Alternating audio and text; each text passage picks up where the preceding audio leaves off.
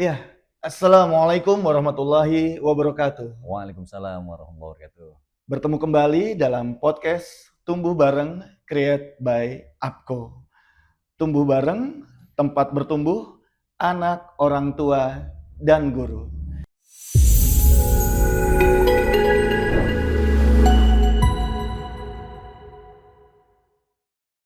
Hari ini hari yang luar biasa, kita bertemu kembali dengan salah satu trainer muda yang tak kalah luar biasa, Kang Hadi Hidayat. Ya, Apa kabar hari ini, Kang? alhamdulillah kabar semakin baik. Alhamdulillah, semakin baik ya.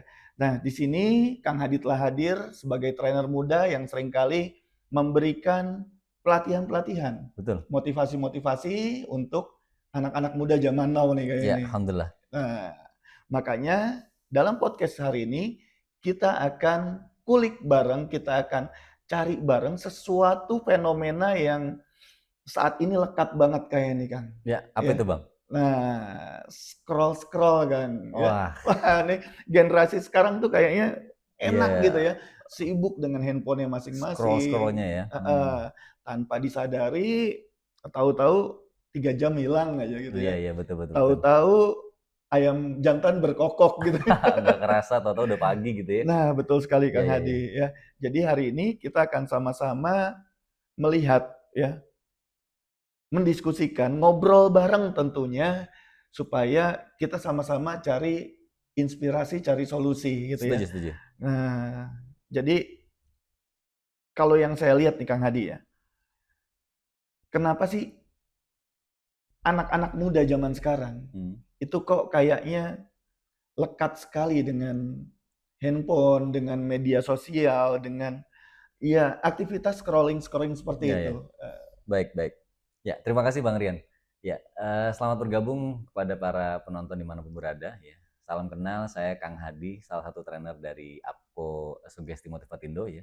Ya, alhamdulillah pada kesempatan kali ini, insya Allah kita akan bareng-bareng ngobrol tentang kebiasaan anak zaman sekarang gitu ya. Iya, betul. Kayaknya bukan anak-anak aja deh Bang Rian. Oh iya, bapaknya juga Iya, kayaknya. jangan-jangan yang sudah dewasa juga ataupun yang sudah dalam artian secara usia juga sudah banyak, nggak kalah dengan anak-anak, tapi juga secara scrollingnya jangan-jangan lebih parah lagi jangan-jangan Wah, ya. itu dia. Nah, dari pembahasan kita yang awal tadi terkait dengan kenapa sih gitu ya, Mhm. memang aktivitas scrolling sosmed ataupun hal yang lainnya ini menjadikan kita ada rasa ketagihan Bang, Oh, itu poin utamanya. candu ya? Candu, Asik. ketagihan ya. Heeh, Jadi di otak itu ada dopamin yang aktif mhm, ketika kita melakukan hal yang kita sukai gitu kan ya, dan mhm, pada akhirnya pengen lagi dan lagi.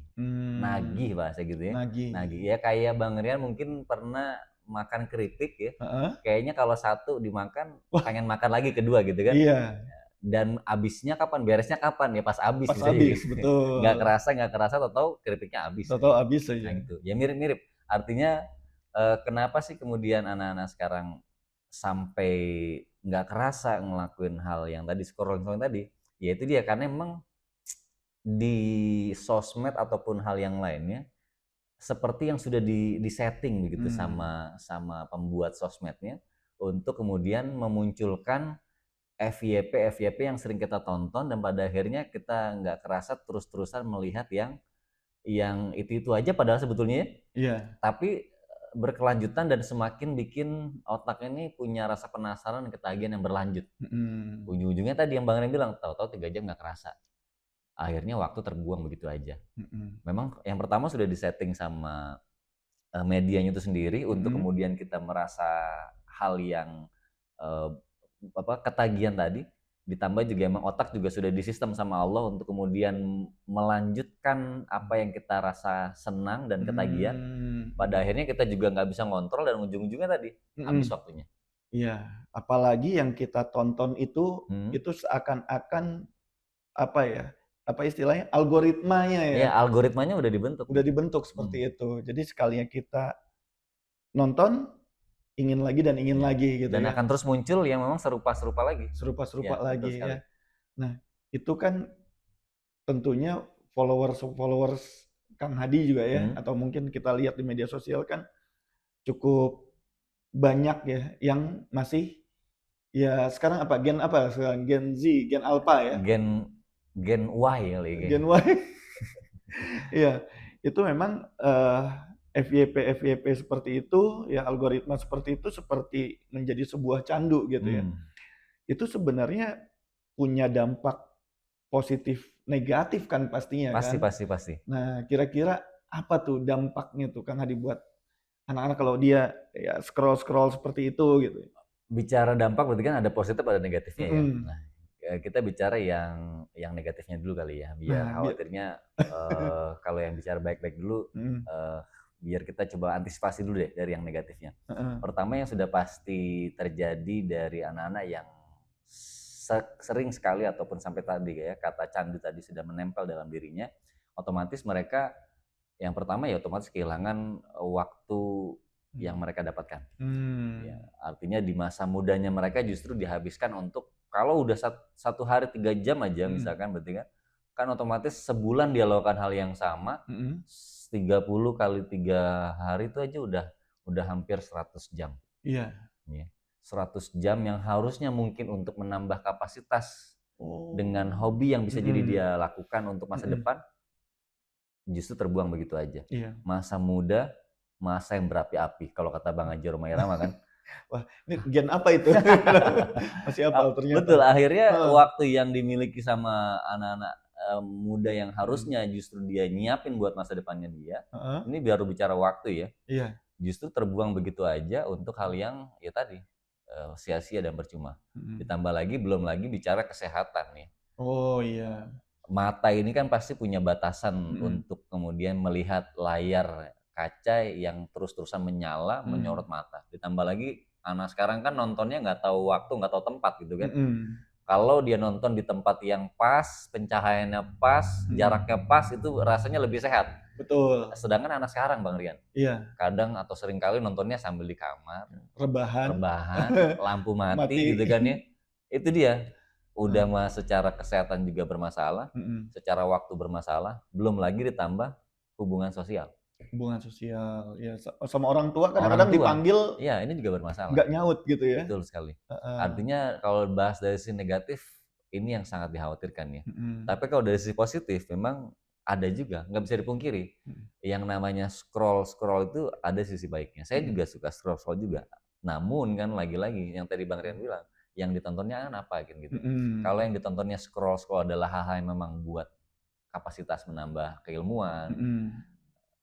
1 menit yang kita tonton dari potongan misalkan potongan dakwah atau apa gitu, pesan-pesan baik yang kemudian kita masukkan ke dalam diri dan kita pahami itu lalu kita laksanakan, itu menjadi hal yang baik gitu kan. Luar biasa ya. Daripada kemudian 1 menit yang kita pakai untuk ngelakuin keburukan, itu jauh lebih fatal.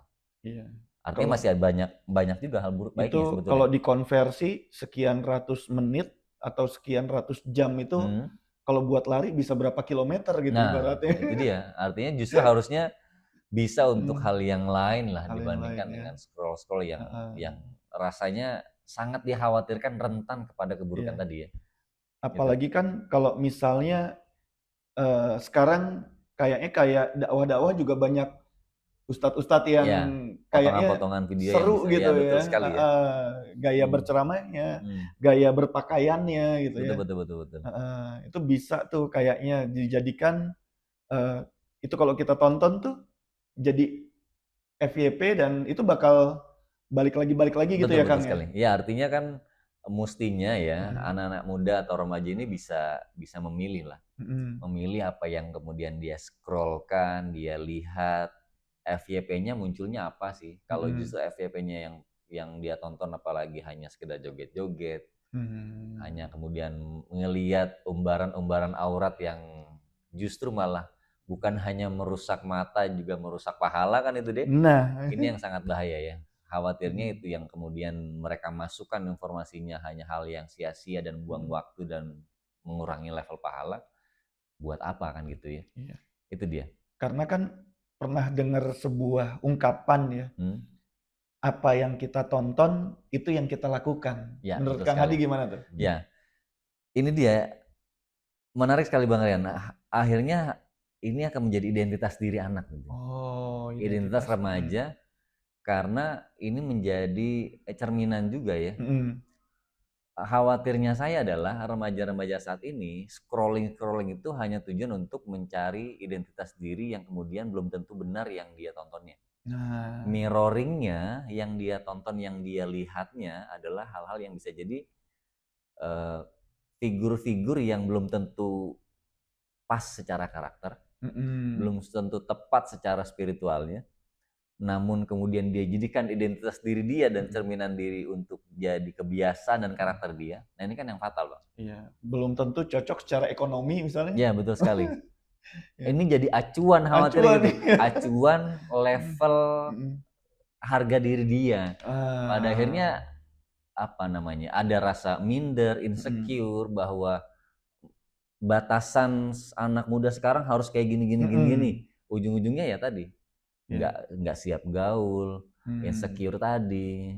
Padahal juga punya keluarga yang saya yakin juga orang tua sudah optimal sekali dalam hal mencari keuangan dan lain sebagainya, namun nggak diimbangi dengan kapasitas anak yang siap dengan identitas diri dia, yang harusnya justru diimbangi dengan Iya.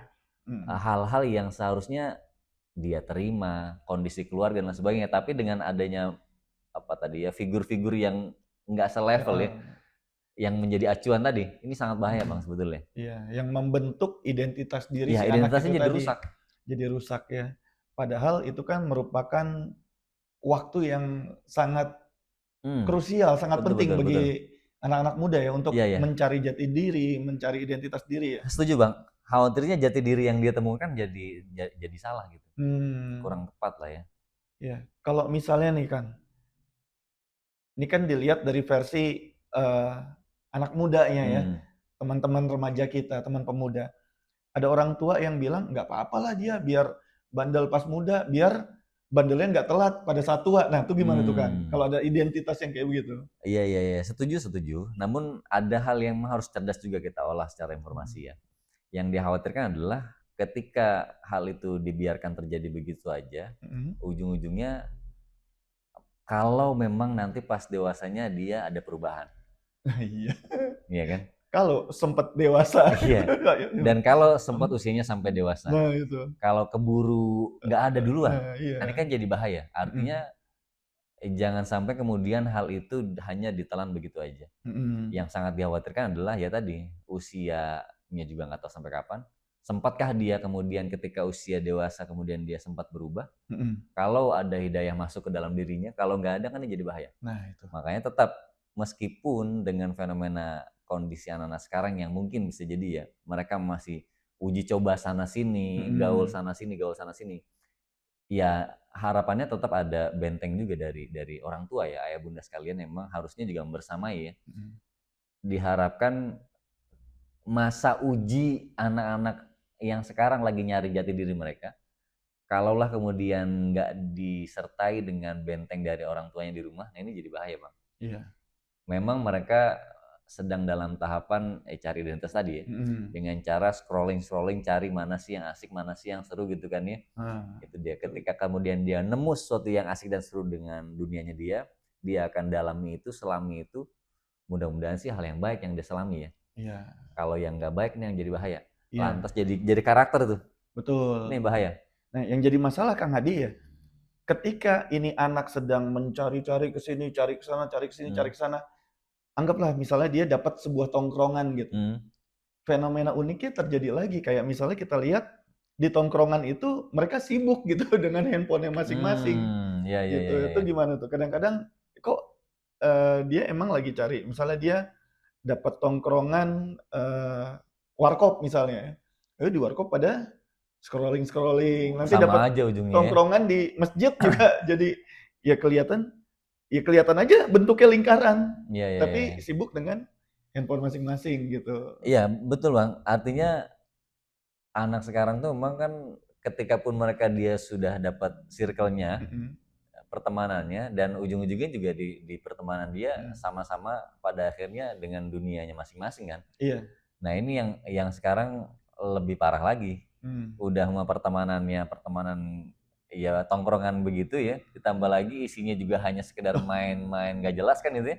Mabar gak jelas, udah menongkrongnya di waktu yang gak tepat, tongkrongannya juga isinya jangan-jangan adalah orang-orang yang juga mohon maaf ya, secara karakter juga nggak benar misalnya, bisa jadi ditambah lagi yang dikerjain juga nggak benar. Nah, ini makin kompleks. Kalau bahasa penyakit berarti udah stadiumnya udah berlapis-lapis nih.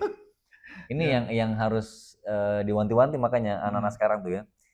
Karena mereka tuh gampang banget ngikut arus yang memang ya tadi kesenangan semata hanya sia-sia. Ini bahaya. Tapi ada gak sih manfaat, apakah itu scrolling, mabar gitu ya istilahnya, gamers itu lahir dari situ, ada gak sih peluangnya kira-kira? Sebetulnya kalau dari fenomena scrolling, main game, saya yakin manfaatnya ada, Bang. Manfaatnya ada. Andai aja anak-anak remaja atau anak muda tuh bisa memilih yang lebih tepat gitu ya dengan apa yang mereka lakukan misalkan ya. Dari scrolling sosmed aja tadi sudah kita bahas ya, gimana kemudian kita menjadikan FYP kita adalah FYP yang mendukung kapasitas kita, termasuk juga dengan tontonan-tontonan yang kita tonton, termasuk juga dengan game-game yang anak-anak muda sekarang banyak gandrungi ya. Itu juga bisa menjadi masa depan sebetulnya. Nah, nggak ini. jadi masa depan gara-gara tadi udah yang dikerjainnya juga hanya sekedar buang waktu, dan dia juga nggak siap bilang ke orang tuanya ini menjadi masa depan dia, dilakuinnya juga di waktu yang nggak tepat, besoknya mau ujian dia malah main game kan gitu kan. Ini yang jadi kebiasaan yang buruknya tuh bertumpuk-tumpuk gitu Bang. Ini yang sangat bahaya. Kalau memang itu menjadi masa depan dia, ya saya suka bilang ke anak-anak, terusin gitu, nggak ada salahnya. Tapi syaratnya harus jadi masa depan kan gitu. Meskipun main game ya. Istilahnya kan pemuda hari ini adalah pemimpin masa depan. Pemimpin masa depan. Asalkan yang dilakukan benar kan gitu ya. itu dia. Jangan sampai jadi pemimpin yang ya udah gimana-gimana. Udah mah kebiasaan yang nggak benar, yang dilakuin juga nggak benar ya. Gaulnya juga dengan orang-orang yang nggak benar. Ya udah, masa depannya makin nggak jelas. Kacau gitu. Ya. Nah, ini kan kaitannya dengan masa depan ya Kang Hadi ya. Ada gak sih anak-anak itu cara kita mengajak remaja-remaja ini nih, teman-teman kita, supaya mereka memikirkan masa depan mereka gitu. Jadi istilahnya apa ya, tips trik sederhana lah kira-kira, supaya anak-anak itu memikirkan masa depannya. Yang pertama yang harus kawan-kawan muda atau remaja hari ini pahami adalah semua itu harus diawal dari tujuan yang jelas tadi ya. Kalaulah kemudian kawan-kawan sudah punya kejelasan tujuan dan kawan-kawan pasang dari sekarang, itu insya Allah mau jalan kemananya enak gitu Bang. Oh iya. Ya kayak orang naik ojek pangkalan kan pasti pertanyaan tukang ojek adalah nanyanya mau kemana kan gitu. Mau kemana gitu. Dan kamu harus jawab dengan jelas, Bang tolong anterin saya sini. Jangan dijawab terserah Bang aja. Kan jadi nggak jelas. Serah Bang, ntar saya bayar. Maka gitu. Biar tadi ya terkait dengan masa depan ya pasang dulu tujuan yang jelas, mau kemana, mau ngapain, dan mau jadi seperti apa, kapan terjadinya itu harus jelas.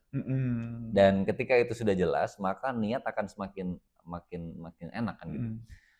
Itu artinya nanti ketika dalam berprosesnya tadi ya, karena udah ada acuan yang jelas tadi, maka prosesnya insya Allah akan jelas. Nah, terkait dengan tujuan nih, berarti kan kita ya siapapun ya itu otomatis harus punya yang namanya tujuan. Ya. Nah, tujuan yang paling utama nih supaya masa depan kita terarah gitu, atau remaja-remaja ini terarah, apakah lewat apakah orang tua, apakah spiritual atau gimana gitu. Ya. Yang pasti yang pertama tujuan anak muda bergerak tuh talenta bukan ya untuk dirinya ya. Khawatirnya kalau masih karena eksternal nih jadi kurang dorongannya. Tetap karena diri sendiri yang memang akan bertanggung jawab dan memetik hasilnya.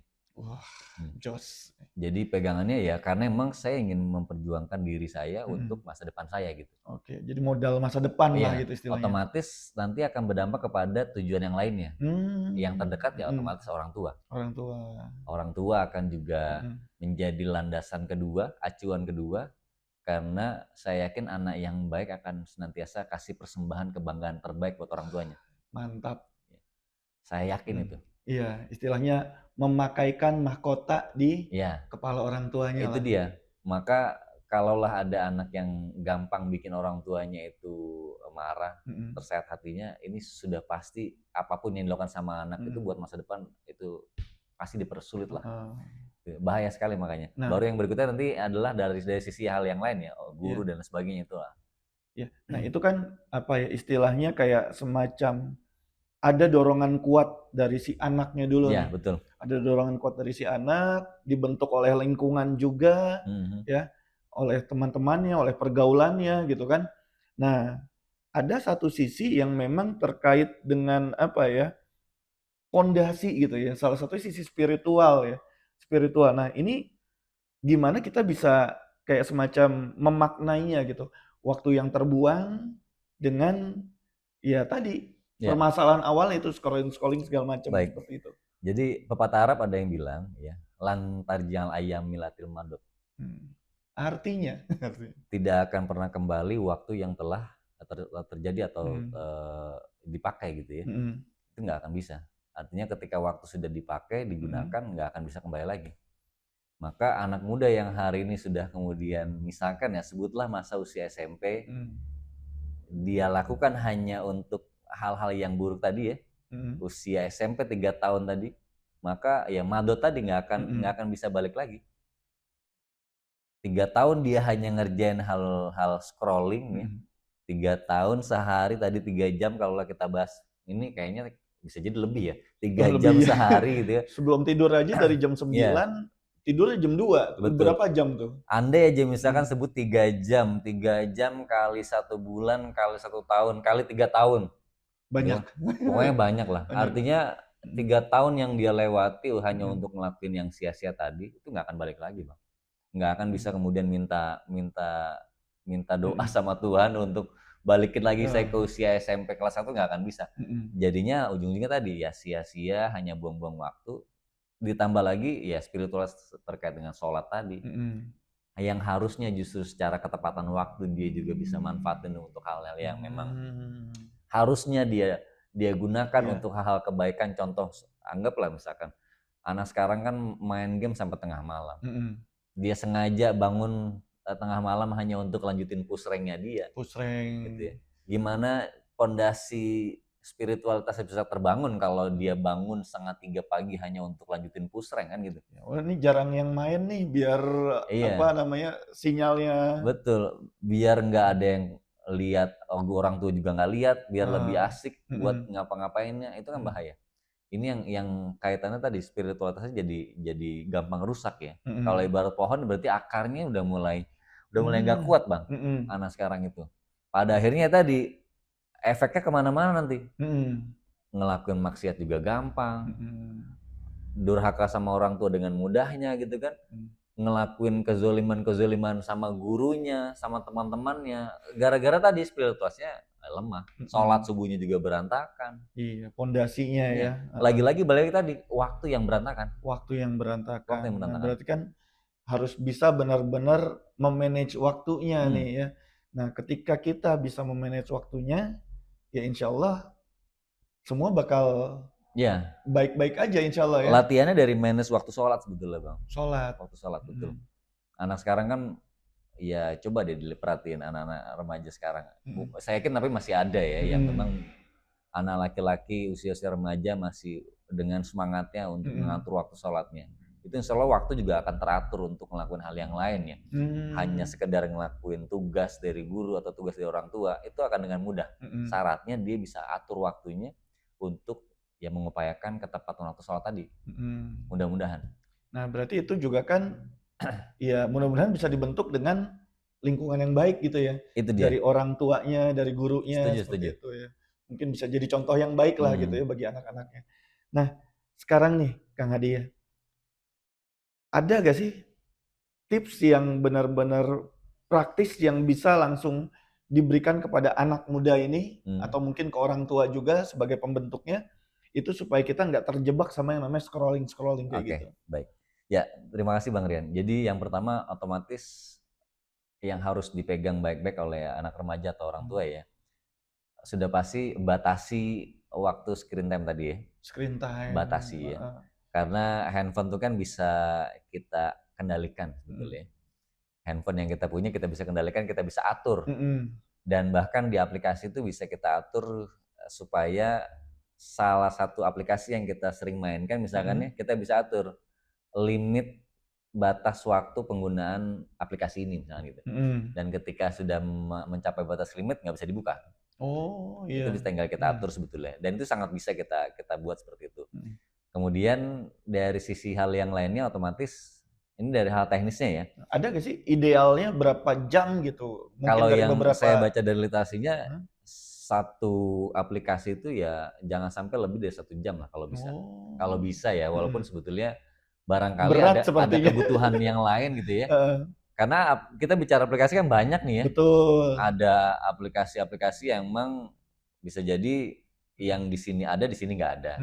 Artinya banyak aplikasi yang bisa kita gunakan sebetulnya. Belum lagi hal-hal yang memang kita butuhkan untuk urusan-urusan muamalah dan lain sebagainya. Kalau usia kita ya. Nah, kalau anak sekarang kan justru yang dia gunakan hanya untuk kesenangan semata, kan itu yang dikhawatirkan. Pada akhirnya makanya butuh adanya limit penggunaan. Dan berikutnya otomatis harus dibarengi dengan saling mengingatkan tadi. Ya orang tua dengan anaknya, anak dengan orang tua dan sebagainya saling mengingatkan gitu ya. Makanya ada tumbuh bareng di sini. Ya, tumbuh bareng gitu ya, saling mengingatkan. Ketika limit terjaga di device masing-masing tapi nggak ada saling mengingatkan di antara satu dengan yang lainnya, ya sudah sama aja kan. Sayang ya. Sama aja, sayang sekali. Nah, baru langkah strategis berikutnya adalah otomatis yang harus dipegang sama anak remaja sekarang otomatis adalah apa ya? Keyakinan dalam diri untuk mau berubah lebih cepat.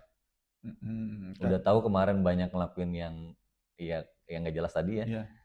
Nggak ada mau perubahan, ya udah sama aja. Karena gitu. Motivasi terbesar itu kan dari dalam diri ya. Betul sekali. Dari dalam diri. Sedangkan dari luar itu inspirasi. Ya, gitu betul ya. sekali. Nah, hari ini nih luar biasa nih inspirasi dari Kang Hadi yang mudah-mudahan bisa memberikan inspirasi juga buat kita semuanya, buat para pemirsa, para penonton yang memang tentunya menantikan narasumber-narasumber atau pembicara-pembicara dengan tema-tema yang mengajak kita untuk bertumbuh bersama gitu antara anak, orang tua dan guru. Nah, sebagai closing statement nih Kang Hadi, ada gak kata-kata yang ingin diucapkan baik itu kepada anak-anak muda, kepada orang tua atau kepada guru-guru yang tentunya kita harus bisa bareng-bareng ya, tumbuh bareng untuk melahirkan pemimpin-pemimpin masa depan gitu ya. Baik, terima kasih Bang Rian.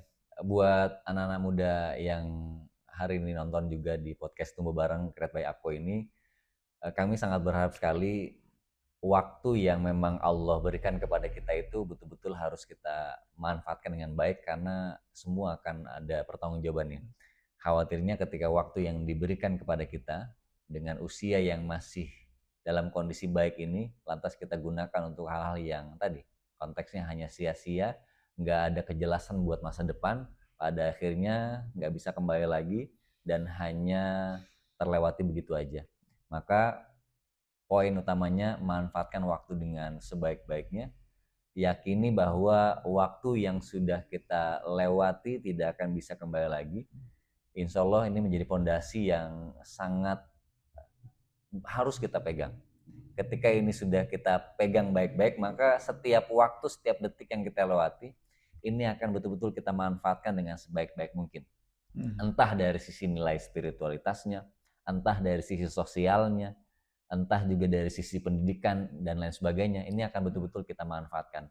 Dan yang berikutnya adalah dari sisi hubungan kedekatan dengan orang tua dan guru serta yang lainnya begitu Bang Rian ya. Yang harapannya juga adanya saling mengingatkan tadi, yang mana tadi betul harapannya semua sama-sama tumbuh bareng-bareng, berubah bareng-bareng, satu dan yang lainnya saling mengingatkan Bang. Karena bicara waktu ini bicara hal yang memang sama-sama semua make Bang. Wah ini dan ditambah lagi lebih tajam daripada itu dia pedang. Setuju sekali. Maka yuk bareng-bareng kita manfaatin waktu dengan baik, dengan cerdas supaya tidak ada penyesalan berikutnya Bang. Oke, Jos ya. Itu tadi obrolan kita bersama dengan Kang Hadi yang tentunya sangat-sangat membuka wawasan kita. Makasih banyak banget nih Kang Hadi ya. Sama-sama Bang Rian. Jadi teman-teman ya, Bapak Ibu, orang tua, Bapak Ibu guru, semua pemirsa dari podcast Tumbuh Bareng ya. Yuk sama-sama kita manage waktu kita dengan baik. Semoga dengan kita bisa memanagenya, maka semua urusan yang lain akan jadi ikut termanage pula ya, terutama langkah-langkah kita dalam kebaikan. Amin amin ya rabbal alamin. Dan semoga sharing kali ini bisa menjadi bekal buat kita untuk nantinya bisa kita praktikkan apa yang baik-baik yang kita dapatkan. Oke, sepertinya cukup sampai di sini dulu. Sampai jumpa di podcast-podcast berikutnya, di tayangan-tayangan berikutnya dengan para pembicara, dengan para narasumber yang tentunya tak kalah lebih jos lagi ya. Sekian, terima kasih buat semuanya. Sampai jumpa, tumbuh bareng.